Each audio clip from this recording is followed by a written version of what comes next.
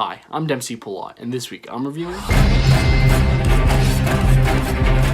Now, real quick before I start, I just want to remind you all to hit that like button if you like this video, which I hope you do, and hit that subscribe button as well. If you're not subscribed, I post new videos weekly, and they're usually movie related. Okay, I do the occasional trailer reaction, and you know what? It's December, so there are going to be a bunch of lists coming your way. But, of course, you need to stay tuned, and you won't know unless you're subscribed, so please make sure you do once again.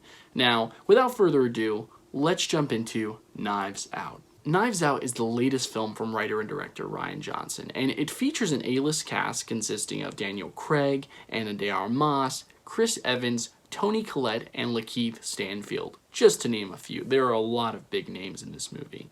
Now, it's a modern-day whodunit that revolves around the mysterious suicide of a very wealthy patriarch, and an even more mysterious detective that's brought in to try and figure out the truth behind his death. And this film was incredible. Now, in case you haven't figured it out by my unmatched enthusiasm, I am a very big Rian Johnson fan. He's one of my favorite directors working today, and I've been a fan of his since Brick, which, if you haven't seen it, please check it out. It is a modern-day masterpiece. And the thing that I like the most about him is that he's just a very good storyteller, and all of his films are just consistently good across the board. There isn't a single Rian Johnson film that I don't like. Yeah. You heard me right. From the setup, to the investigation, to the parlor scene, and yes, there is a parlor scene and it is awesome, this film is an absolute whodunit. And it pays so much homage to classic whodunits before it, and especially Agatha Christie. Daniel Craig's Benoit Blanc is probably the biggest indication of Agatha Christie's influence here, and it's not just because of his alliterative name or his peculiar accent, but rather his approach to the case. Simultaneously, he is emotionally removed from it, yet he is personally involved with many of the suspects, which all happen to be family members, right? Or most of them anyway. And it's very hilarious and it's very interesting at the same time to see just how he comes to some of the conclusions that he does at the very end. But, I mean, that's how good he is at this role. In fact, he disappears so beautifully into it that, at times, I forgot that I was watching the same guy that plays James Bond. Craig isn't the only star of the film, though. A lot of the supporting cast also shines. My favorite two in particular were Chris Evans and Toni Collette. Chris Evans, first of all, it is just so refreshing to see him do something that is not Captain America, and here, he is hilarious. He has some really great one-liners, and I don't know, like I said, it's just really good to see him do something different, and I think he was really happy to do something different, too, because he has a lot of fun with the role. Toni Collette, on the other hand, okay, we all know that she was robbed of an Oscar nomination and an Oscar last year. So, I mean, do we expect anything less than perfection? Her role was equally hilarious and very relentless. I loved every time she was on screen because she dominated each scene that she was in. Ana de Armas is also in this movie, and she does a really good job, but what's most interesting about seeing her in this movie is the fact that she's a lead for once. She's been in many high-profile projects prior to this, but she's never been the main character. And here, she's undoubtedly the main character. Like, I know Daniel Craig gets top billing, but the whole story revolves around her.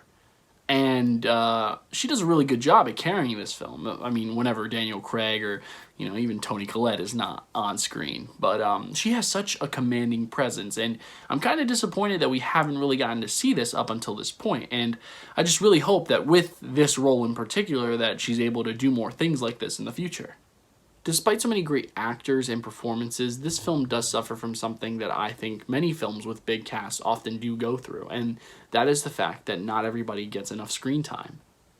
There are so many great characters, ones that I wish we would have gotten to know a little bit better, but ultimately we just don't. Jamie Lee Curtis's character is a prime example. She plays the oldest sibling in the family that the film revolves around, and her husband, played by Don Johnson, have a really funny arc, but I mean, after their motivations are established, they're kind of just put off into the back. And that happens to a lot of the characters in the film, that once their motives are kind of put out there and once their true intentions and really their only real purpose in the film is put forward, they're kind of just put away to the side. It's unfortunate, but once again, it's totally understandable because this film has such a large cast. I will say, though, one of the benefits of having such a large cast, especially for this film and for this story, is that the scenes where all of them are going at each other's throats are just hilarious. They do not pull any punches. The only other problem that I had with this film was some of the pacing in the third act. Not the parlor scene. Parlor scene is perfect, but some of the moments that lead right into it. It felt like many of those were rushed. It actually felt, in all honesty, like the film was racing to show you the big reveal finally. And it really hurt some of the moments that lead into the parlor scene, because some of them are actually really important. Personally, I feel like some of those scenes could have been stretched out a little more, and the parlor scene would still be just as effective. Other than that, though, I guarantee you Knives Out is unlike any other film you will see in theaters today. From the characters to the story, and even the music, the entire film recaptures the glory of a genre that I thought was nearly extinct. And for that, I'm going to give this film 4.5 stars. Big fan. I'm a big fan. Now, can I just take a second to say, is it me, or have the past couple of months been filled with some incredible movies? Is cinema back?